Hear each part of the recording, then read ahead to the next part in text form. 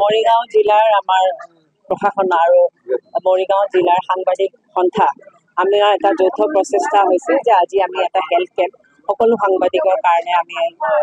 এইটো ইয়াতে অৰ্গেনাইজ কৰিছোঁ আৰু আমি ভাবোঁ যে যিখিনি আপোনালোকৰ নিচিনা সাংবাদিকসকলে যিমান কষ্ট আৰু যিমানখিনি আপোনালোকৰ মানে স্বাস্থ্যৰ সংগত যিখিনি আপোনালোকৰ সমস্যা আছে আমি অলপো যদি ইয়াতে আমাৰ মাজত চিকিৎসক গুৱাহাটীৰ পৰা আহিছে আৰু যথেষ্টখিনি ইয়াতে ঔষধ পাতিও আমাৰ ইয়াতে আছে sugar diabetes pressure blood test এইবিলাক কৰা হ'ব আমি ভাবোঁ যে বিনামূলীয়াকৈ এইখিনি যিখিনি কৰা যে আপোনালোকে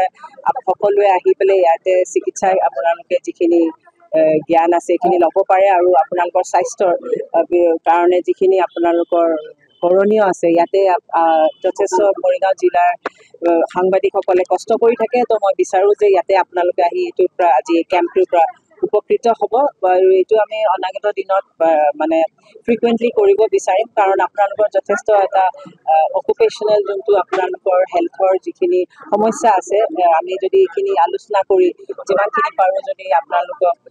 সুস্থ স্বাস্থ্য আমি দিব পাৰোঁ তেতিয়া এইটো আমাৰ কাৰণে এটা ডাঙৰ আশীৰ্বাদ হ'ব তো মই বিচাৰোঁ যে আপোনালোকসকলে আহি কেম্পত পাৰ্টিচিপেট কৰে আৰু এটা বিষয়